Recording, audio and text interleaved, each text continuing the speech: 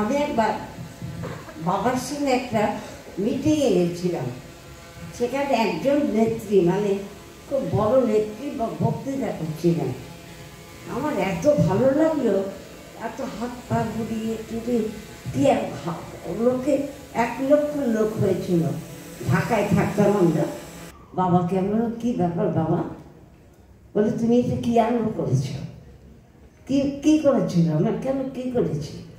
ঠাস করে আমার গালে একটা থাপ্পড় মারলেন। বললেন, তুমি সবাইকে খেতে পড়তে দেবে? সব বলছো জামা কাপড় কিচ্ছু আপনাদের রাখবো না। তুমি কে? তুমি খেতে দেবে? তুমি কার খাও? তুমি তো, আমি বাজার করি তবে তো তুমি খাও।